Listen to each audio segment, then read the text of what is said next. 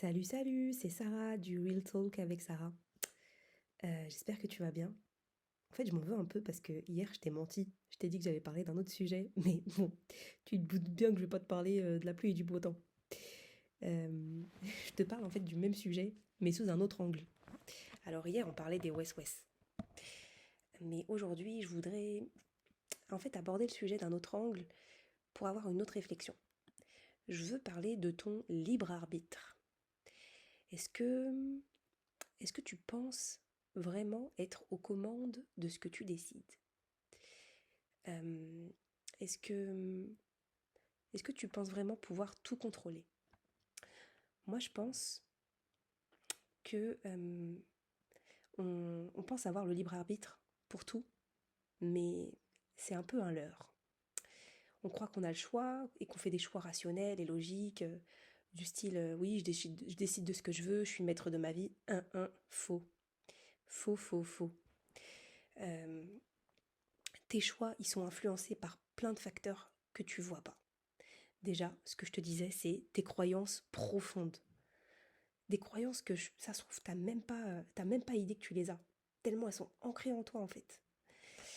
Des émotions, des états énergétiques dans lesquels t'es, tes habitudes, tes schémas mentaux, et puis tes West-West. Donc, le vrai libre arbitre, je peux t'assurer qu'en fait, il est bien plus profond que ce que tu penses et il est bien plus profond que la conscience que tu as. Ce que tu crois être le libre arbitre. En fait, on associe souvent le libre arbitre à j'ai la capacité de faire des choix, j'ai plusieurs options, je fais mes choix, etc. Je suis maître de ma vie, je suis maître de mes actions, de mon destin, je suis responsable de mes décisions. Mais est-ce que tu étais au courant déjà que 95% de tes actions sont dictées par ton inconscient? Et dedans, ça inclut quoi? Tes habitudes, ton passé qui te conditionne, tes émotions qui influencent tes décisions sans que tu t'en rendes compte. Donc du coup, tu crois que tu es libre, mais en fait, tes pensées préconçues, elles limitent tes choix.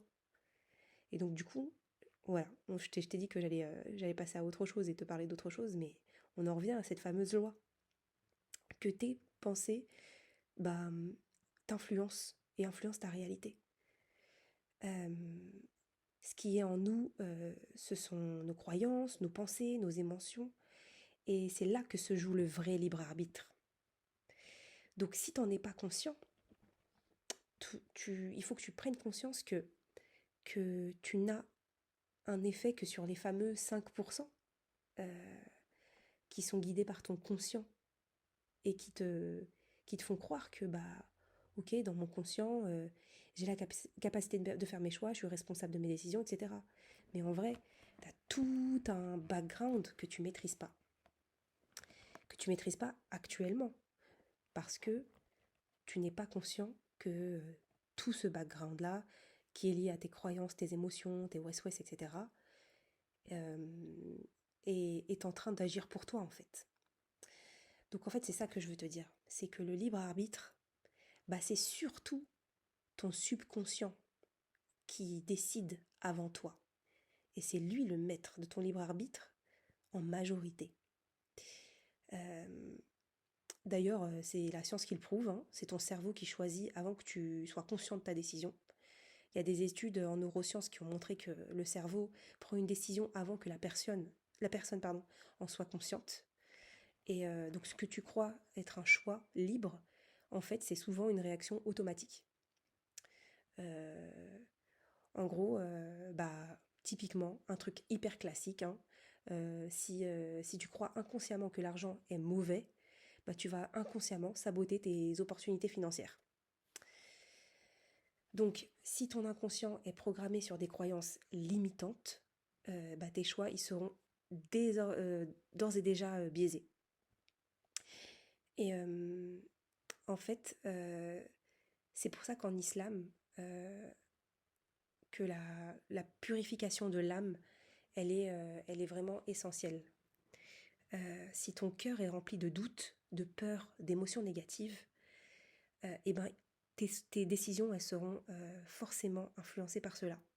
Je reviens encore sur le hadith de Sahih al-Bukhari qui dit que il y a dans le corps un morceau de chair. Si celui-ci est bon, alors tout le corps est bon.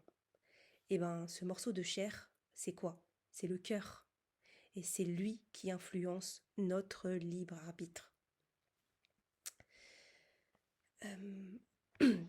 Dans ce libre arbitre, comme tu l'as bien conscientisé dans le dernier épisode, c'est ton esprit, il est infiltré. Infiltré par qui? Par un ennemi intérieur qui est le West-West. Et lui, il va vachement biaiser ton libre arbitre. Comme je te l'ai dit, le shaitan ne peut pas agir sur nous directement, mais il souffle des idées dans ton esprit.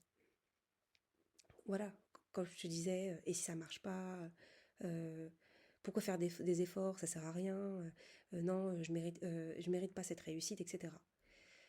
Et si on ne filtre pas ces pensées, on croit que c'est nous qui les avons choisies, mais en fait non, on nous les a chuchotées.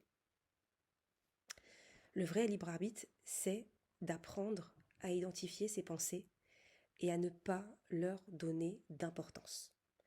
Voilà, je voulais vraiment faire un deuxième épisode qui en fait est un peu la suite de l'ennemi de l'intérieur et des West-West, parce que je voulais vraiment étudier cette notion de libre arbitre qui aujourd'hui pour moi, le vrai libre arbitre, c'est pas juste je fais des choix, c'est décider quelle pensée tu laisses entrer dans ton esprit. Ce que tu crois être des décisions, bah, c'est souvent influencé par ton passé, par tes peurs, par tes conditionnements, par tes croyances limitantes, tes influences extérieures, etc. Et tu peux bien évidemment prendre le contrôle sur ça. On en parlera dans un prochain épisode, parce que là, j'avoue, j'ai pas forcément prévu d'en parler au prochain épisode. Mais bon, je laisse le suspense. À plus!